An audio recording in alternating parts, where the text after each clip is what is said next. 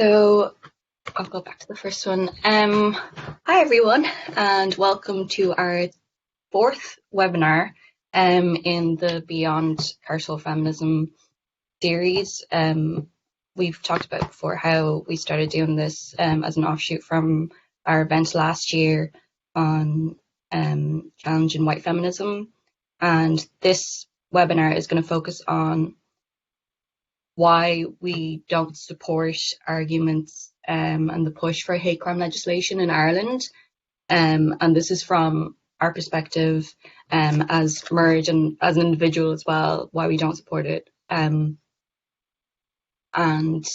the purpose of this is to kind of share why, and also to recognize that we've carved out the space for ourselves to talk about these things. And that we recognize and acknowledge that there are all the other spaces, the mainstream spaces, to talk about hate crime legislation and other liberal reforms and carceral logic.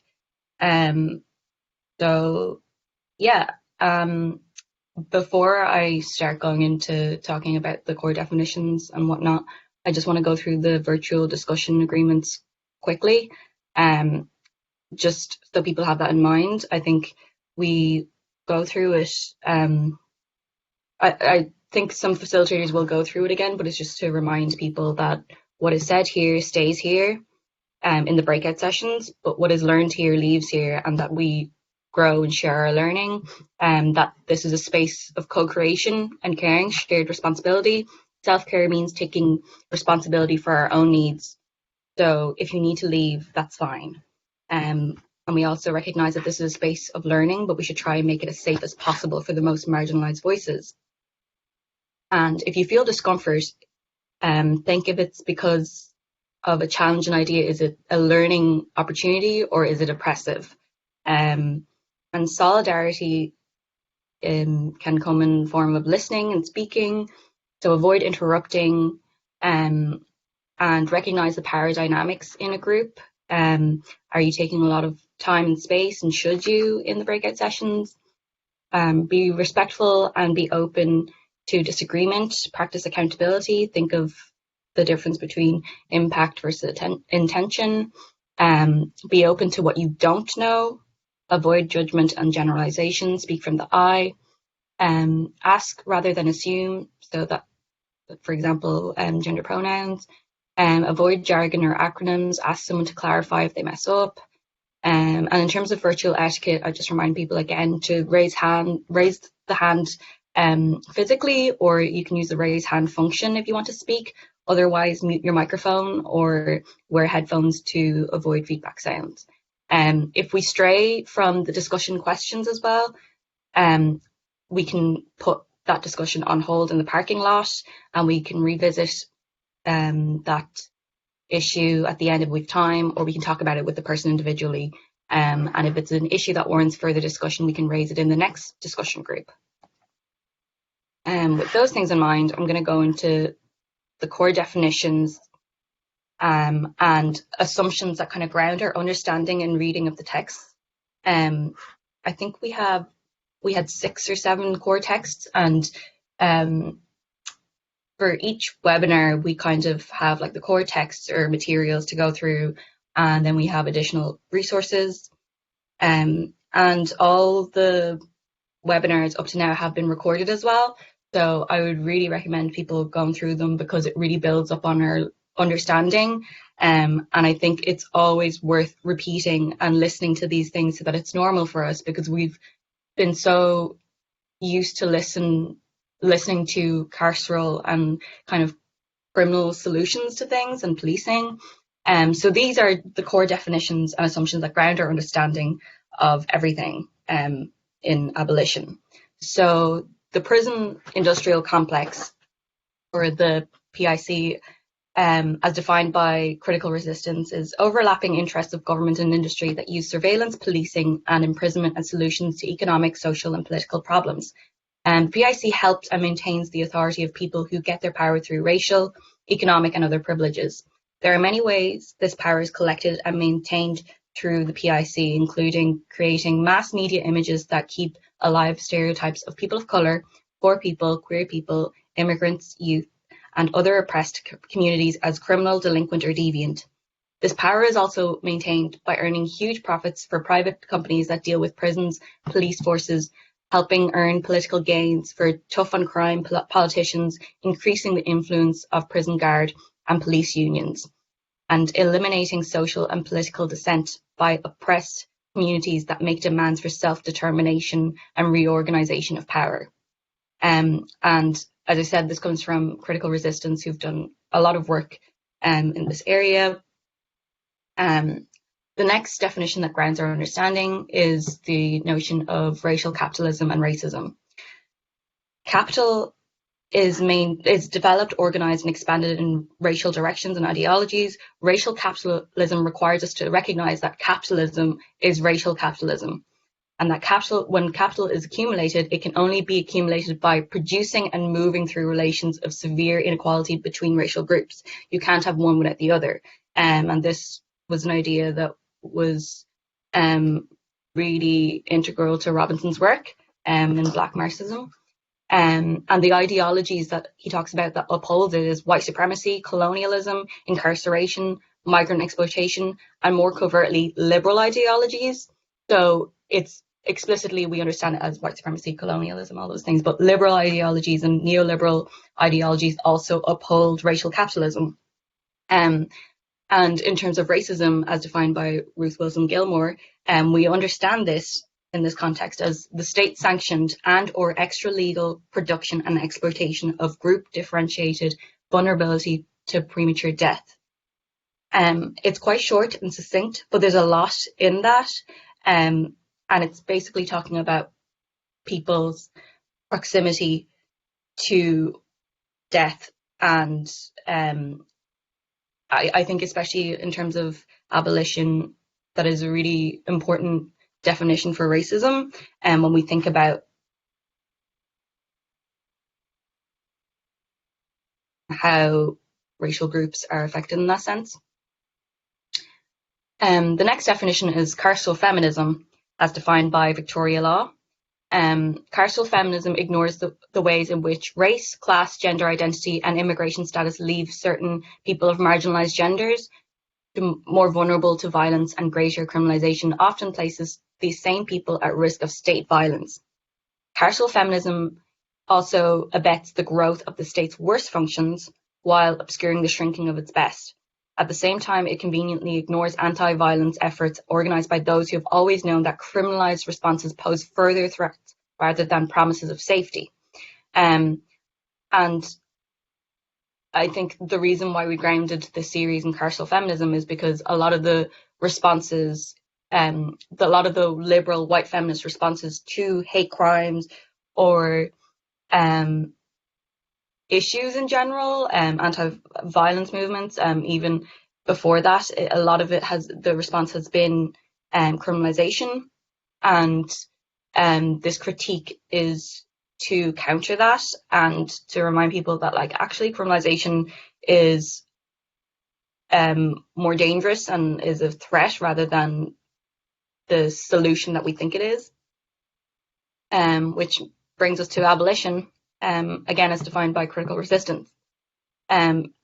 Abolition isn't just about getting rid of buildings of cages and prisons, it's also about undoing the society we live in, because a prison industrial complex both feeds on and maintains oppression and inequality through punishment, violence, and controls millions of people. Because the PIC is not an isolated system, abolition is a broad strategy. An abolitionist vision means that we must build models today that can represent how we want to live in the future. It means developing practical strategies for taking small steps that moves us towards making our dreams real, that lead us all to believe that things really could be different. It means living this vision in our daily lives. It's about practices. So abolition is a practical organizing tool and a long-term goal. And it's with these definitions that I want to remind people of why we're here today. Merge has spent years carving out the space to learn and grow from each other and with each other to talk about radical politics that we don't see or are often erased from in the Irish context and in the broader kind of left. We're not here to debate whether we think abolition is a good idea or not. We are here recognizing that abolition is part of our praxis. And if people don't accept those things in good faith and want to learn with us and kind of think of solutions with us, then I would advise people to not disrupt that space, especially in the breakout sessions. For others who have been learning and unlearning with us for the past 4 seminars, people can create spaces to debate liberal ideas and whatnot, and like all other spaces are for that. We're not here to say we're experts. We're here to say that we know for a fact that policing and reforms are not the solution, so that we have to think of radical solutions together, because we don't have all the answers. We just know that hate crime law isn't the answer. So what is a hate crime? I think a lot of our view of it is kind of individual acts of racism, sexism, transphobia, homophobia that are visible and proven. You need to tangibly see it. The burden of proof is on the survivor a lot of times to prove it to the guards. Then again, at the hospital, the courts, and you're judged by the same cis white men. And that is the criminal justice system. It's meant to protect and serve us all. I hope that throughout the 3 webinars, at least, we've moved away from the logic that the state and the criminal justice system can protect us, especially the most marginalized and affected people. And the other thing with hate crimes is the idea of crime and punishment. Does it actually deter acts of violence and hatred towards marginalized groups? This logic of being tough on crime, as we've seen in other countries, has failed terribly. Violence still occurs every day. If increasing penalty for individual acts of hatred against people acted as a successful deterrent, then all our problems would be solved. If policing actually worked, and if laws like that worked as a deterrent. But as we've discussed previously, that is definitely not the case. We've mentioned that prisons just put individuals away and individualizes the problem, the issues that are much bigger than just one person. One simple solution like that treats people as disposable. So in that sense, criminalization works perfectly in preserving power. We just proportionally punish and imprison people we deem to be deviant in a white capitalist carceral society. We punish people for stealing, for being poor. We punish disabled people, queer, especially trans and non-binary people. We punish Black and brown and travelers because they are pathologized to be criminals. So in that sense, hate crime, like the violence and hatred that the state enacts on us every day, we don't see justice in that setting, but it's an easy way for people to visualize an individual doing a single thing. It's an easy win. It's a solution for them. But we know in reality, oppression doesn't occur in a vacuum. Individuals don't just have power bestowed on them and, conjure it from thin air. It's years of social conditions, systems and institutions, colonization and oppression that has created conditions that enable and right now embolden people to act in certain ways. This isn't like a defense for racists or fascists. This is a reality that racialized people face every day. Calling the police doesn't undo any underlying conditions of oppression for us. And many communities can't call the police for various reasons, like undocumented people, people of color, migrant working class people. So why would they call the police when a person holding more power enacts violence on us? The criminal justice system is racist, sexist, and oppressive, and it's built that way. It's not broken. It works perfectly fine to do that. And we saw that recently in the reports about the guards being racist and having a huge negative bias against travelers and Black people. And I mean, there's nothing new to that. You can't say we need more DOC guards or do anti-racism training. Policing by default is oppressive and racist. The police have no revolutionary potential. And I mentioned in the first webinar about reforms on the road to abolition. We need to look at if the reform actually gives the police and state more power, or does it defund, disarm, and shrink the amount of power that the state has? Hate crime laws are not a reform or a change on that road to decreasing the amount of power that the state has, the amount of control that the state has over us, and it's the exact opposite of that.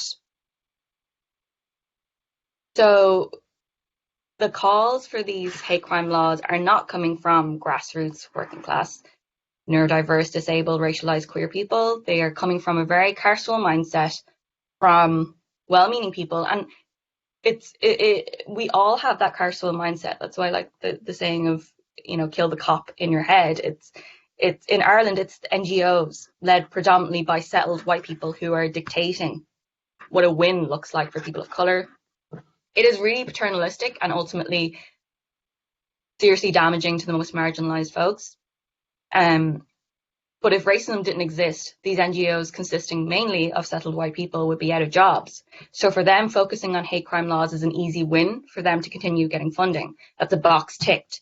We've gotten rid of racism by having a hate crime law. They don't actually want to do anything or give up their power or anything materially. We talked about the prison industrial complex there, but I think in the case of reforms and stuff like hate crime laws, we need to be cognizant of the non-profit industrial complex and not let white liberal complacencies limit our thinking and our imagination. What they're advocating for is not liberation. It's co-optation of liberation struggles and divides us into that kind of black and white thinking, criminal versus victim. We're all capable of harm, and it's time we think about accountability, safety, and transparency for the survivor instead of relying on the state. The road to liberation is a lot more work. We can't solve the problem of racism by reducing it to one instance of hate and calling it a day. Anti-racism work is anti-oppression work. It is lifelong dedication to dismantling and building. It's dismantling capitalism, ableism, and all other forms of oppression. It's a lot more complicated and nuanced. It requires us to build trust with each other, having spaces like this to create conditions that would prevent racism and oppressive shit from happening in the first place. And most importantly, we need to learn to respond to harm and violence in ways that don't rely on a super violent and inhuman criminal system. We need to learn to address harm outside of the state and relying on carceral solutions or tools. And there's the Audre Lorde quote that says, "The master's tools will never dismantle the master's house. They may allow us temporarily to beat him at his game, but they will never enable us to bring about genuine change. And this fact is only threatening to those women who still define the master's house as their only source of support."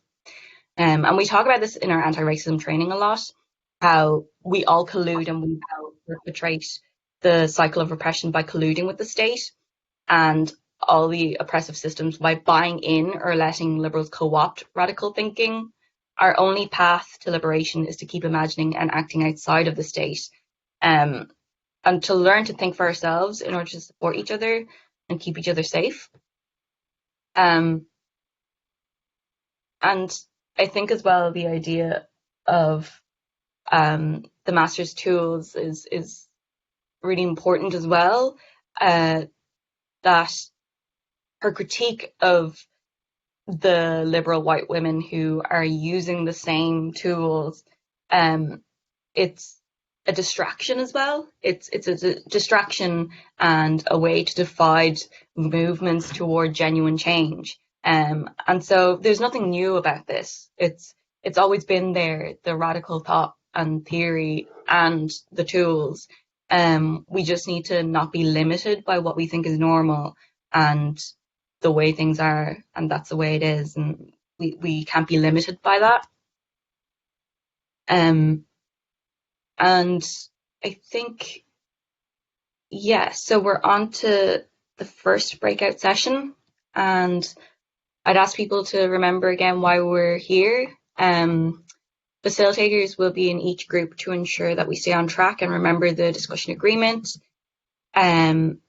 The past few times we've done 15 minutes, but I think it'd be good to do 20 minutes for each breakout session, because we tend to have the most interesting kind of discussion in the breakout sessions. And then, so 20 minutes for that, and then I'll ask the facilitators to feed back to the larger group on what they're breakout group talked about.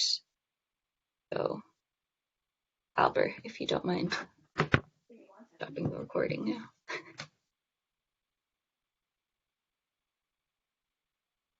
We talked about kind of what people might think a hate crime is, like in general, the legal definitions, and but mainly we talked about like witnessing it and what we needed in that instance. And a lot of us were saying, you know, it's just to be believed, to feel safe, feel seen, and others support that isn't based on people giving you solutions like, oh, you should call the cops and that kind of stuff. You just want affirmation, validation that is like a lot of the times from not from the group that has just targeted you, and a lot of times people want it to be in a space where you're surrounded by people of the same marginalized identity as well.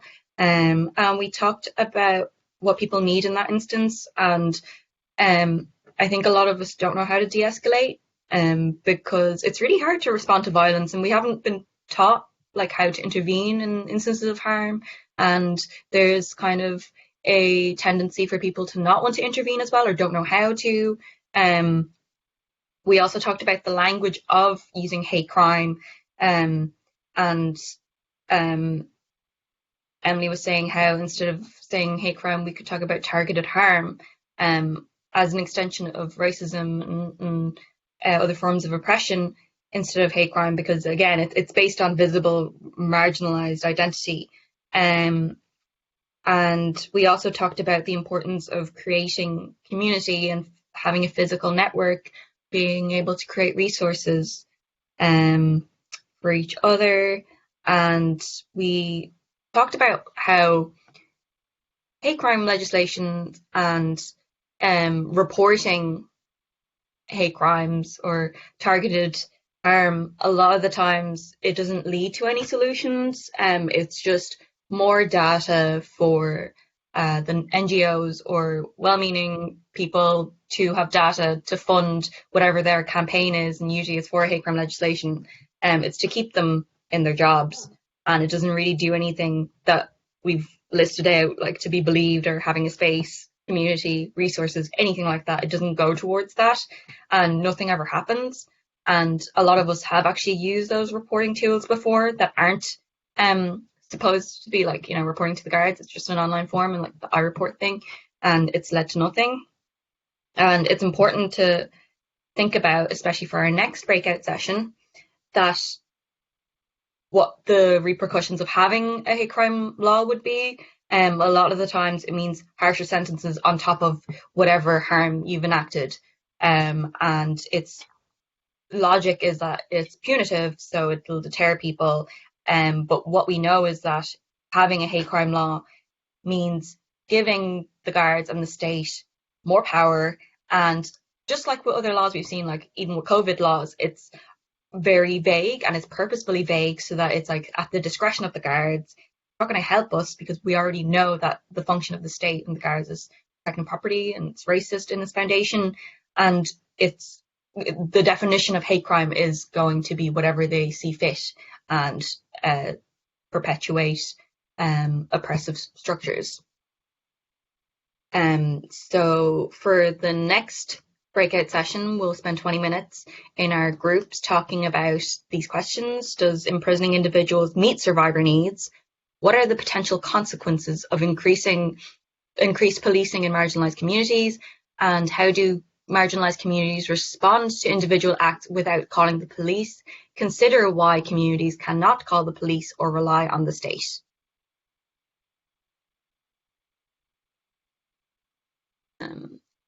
Now I can actually start the breakout rooms. So just give me 5 minutes. I'll just stop recording, and then you should be sent onto your breakout groups.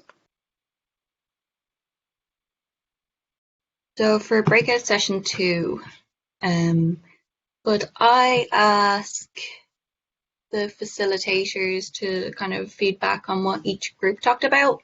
Who wants to start?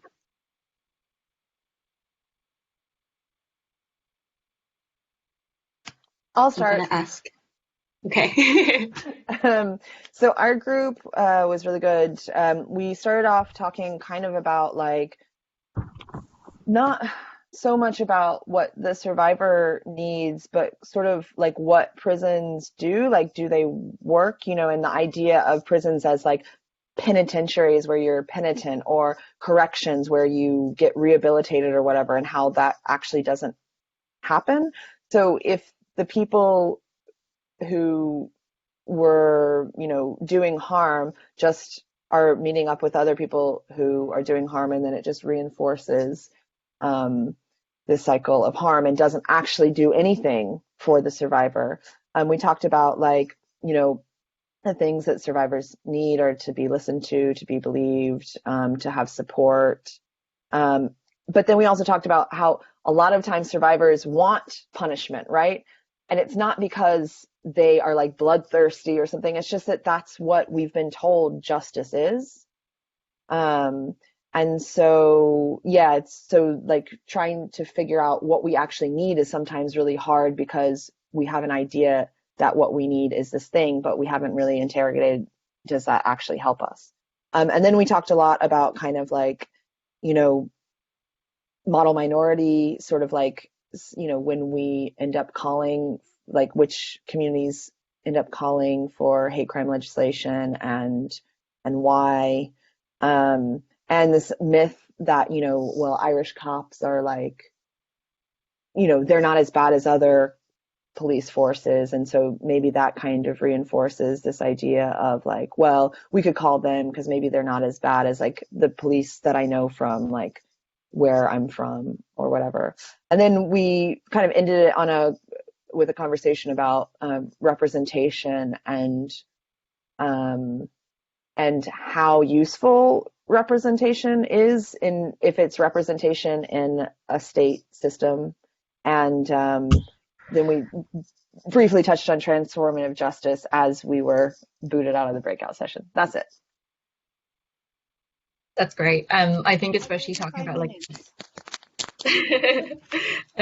yeah, no, Albert was really good. They gave us 5 minutes heads up.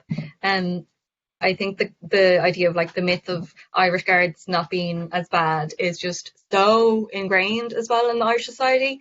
And like I remember this so well talking to someone, and like they were just talking about like how actually it's fine that the guards are at Pride, and because we have a different history of Pride, and isn't it so noble that they're literally like the protectors of peace? And I just nearly vomited. But yeah, especially in reference to Pride. And definitely the usefulness of representation it's not useful. Representation, like again, it's like, do we need more diverse guards? Do we need diverse? No. For example, see Leo Varadkar, race and class traitor. Goodbye. So who else wants to feed back to the group?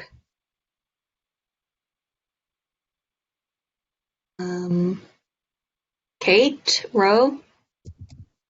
Kate? If you like. Yeah. I'm just gonna go down the questions. So the first question was, does imprisoning individuals meet survival needs? And we basically decided no.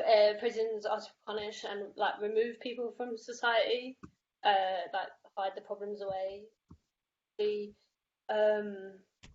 going through the criminalization process can create more trauma and humiliation for the survivor because they have to prove stuff has happened, and actually multiplies harm on both sides of the perpetrator and the survivor, and doesn't like imprisoning people doesn't do anything to address the conditions that harm happened in the first place. And then the second question is that the answers we got was like marginalized communities experience higher levels of criminalization anyway. So putting more police in there is not gonna help anything. It creates a culture of distrust. If there's loads of police vans in a certain area, people will start to get suspicious, and members of even within that community will start to distrust each other. and there could be constant targeting and violence from the police in that area. If there's increased policing, there's interruption of daily life from the police, and increased policing can result in things like deportations of marginalised people.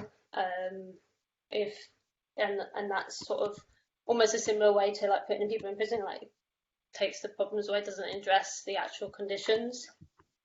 And then the third question, how to address individual acts of violence without calling the police. There was mentioned something sex workers use called Ugly Mugs, which is a reporting model, and it's a shared database based on someone's phone number. So you can put a phone number in, there's no names or anything, and see what that phone number has done before, what harm they might have done before, and protect yourself before anything happens. And there's no naming and shaming, so it's not individualized. It's all focused on keeping the community safe. That was a really good concrete thing that was mentioned that keeps people safe within a community without going out to the police. And then we talked about how to actually, even that doesn't address the actual conditions that harm happens in. You kind of have to zoom out and look at systems that are in place that enable those things to happen, which obviously having more police in the situation is not going to help that at all. And then right at the end we did talk about how the police hire people of colour, or they'll be in pride parades and stuff like that to try and have a good PR image.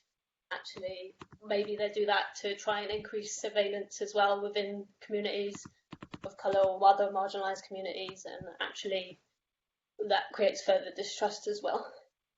I think that's everything. I don't know if anyone wants to add from my group, but yeah.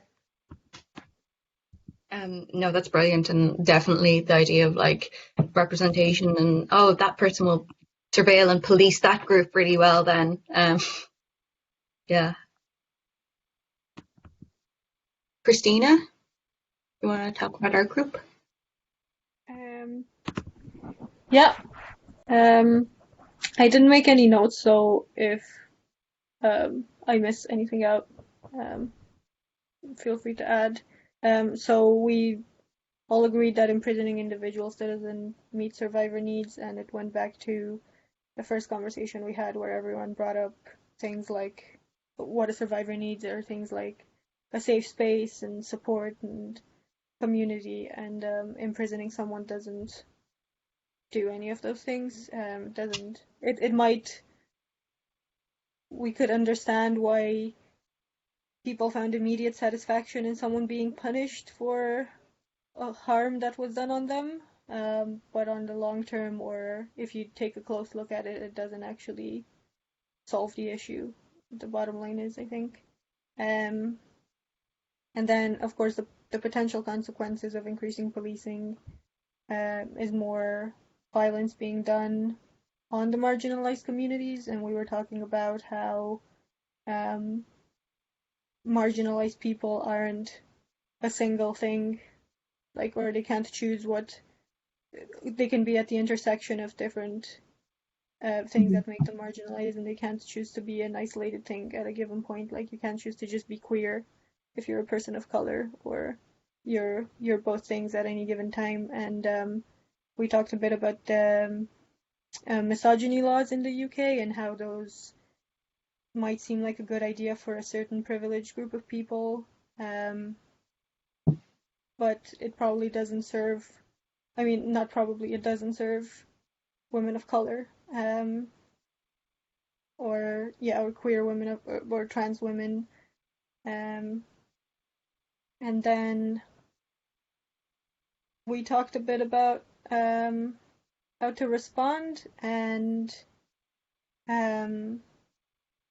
we were talking about how it would be great if there were the kind of classic reporting database existed with an alternative to hate crimes or policing, so that we could use it as an example for people who believe in non-punitive justice more, I suppose. But we were also talking how those kind of communities often exist outside of the norms that are deemed respectable, like surveys and that kind of documenting, and it's more through storytelling and things that wouldn't be deemed as credible or academic enough or reliable or whatnot. So yeah, we were talking about more just the general ideas of creating more of a sense of community, maybe as an individual act. So you don't rely on the police, you rely on your community. And then before we got kicked out, we were talking about how we need to learn how to respond to the needs of someone who's had targeted harm, even on an individual basis. So kind of what we say in the anti-racism workshops, like don't expect the person to, don't put yourself in a position where you have to be comforted by the person who's actually the victim, or don't take a lot of space, or just learning how to provide what a survivor might need, even on a personal level.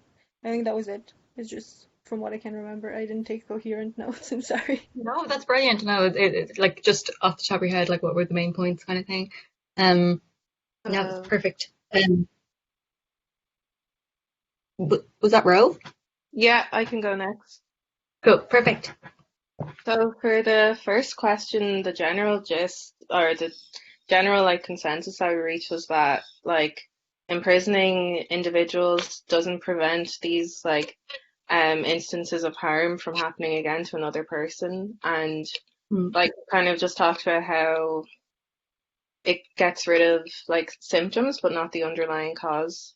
But then we also talked about how like some people need that perpetrator or the person who caused harm to be like away from them, like they're physically and like the whole like removal process of criminals or whatever, and like how some survivors do need that, but also how this can actually be done in communities without having to rely on the carceral state. And like I think it is important to consider that like some people do want that, but also it might not be the best like route to go down anyway, regardless. And then for the second question, we just talked about how like negative, like pre-existing negative conditions are like just exacerbated, and like how more policing doesn't change anything. And like how no one is really going to be how no one is getting protected, and police increasing harm. And then we talked about how even when a marginalized person engages with the police to help them with targeted harm, the police don't like adequately or accurately respond to these issues even when they bring it up. So like it's just like this like horrible cycle of not getting supported in any way from the police. Oh, and for the final question, we talked about like communities that just cannot rely on the police. Like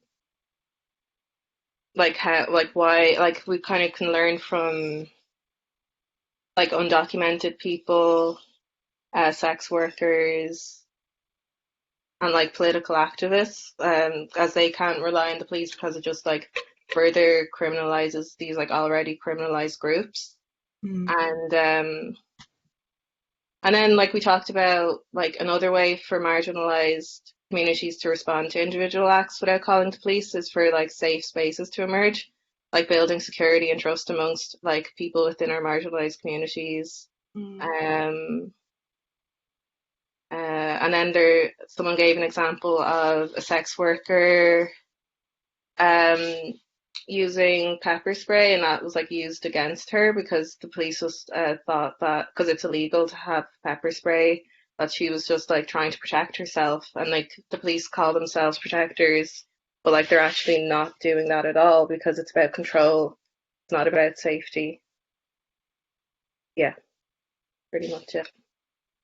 That's perfect. And I think what you, especially that example at the end, just shows how a lot of the times that is what will end up happening.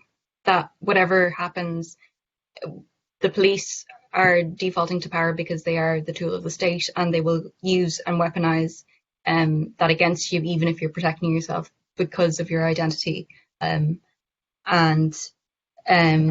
I think, especially with the first part about like prisons and does it work, it makes me think about the first webinar when I brought up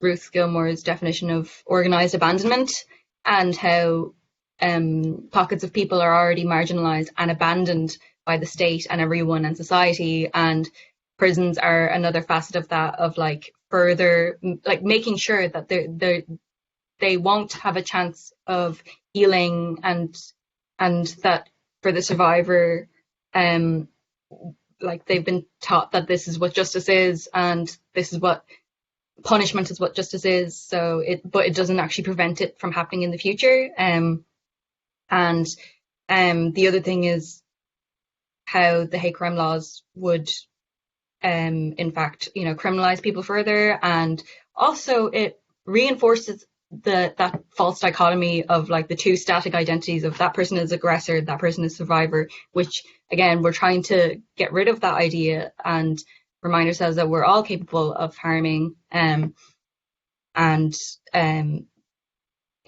We mentioned in our group as well, like at the end of the day, this is very symbolic and a cheap, performative, easy solution, but it is not the solution for us. So yeah, and I want to thank everyone for coming. I want to say as well that we talked about like practical solutions a lot, and like other things to using other tools to address these issues. And I've also taken note of especially things that people were worried about, or like, things that we need to learn together, because we've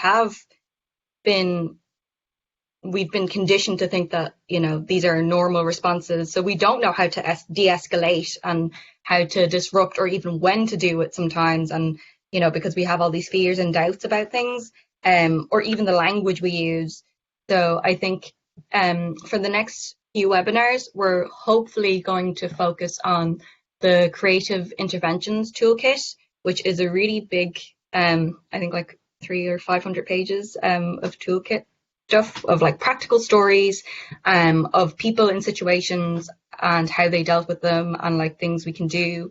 And again, because we don't have all the answers, we want to come up with solutions together, and focusing on interventions is a great way to start on that roadmap, because we don't like, these aren't, the hate crime law is going to say, okay, X, Y, Z, but we know that in reality, it's not as easy a fix of just, okay, you did the thing and you're going to be put away forever, or put away and isolated for a few years, and that'll address the issues. We know that it's going to be a long-term thing involving a community. And I think that even with the 4 webinars we've done so far, we see the same kind of people interested and engaging in the topic. So it'd be great that we can keep that going, and think about also our daily practices and how we actually practice what transformative justice is supposed to be.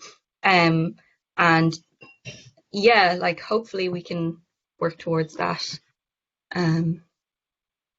So thank you everyone for coming. Is there any other questions or things that people want to bring up?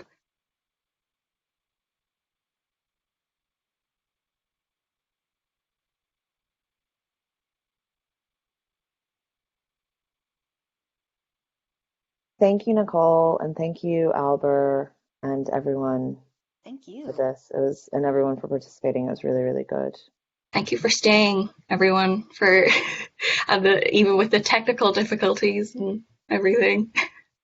I'm just gonna stop the recording now. Cool.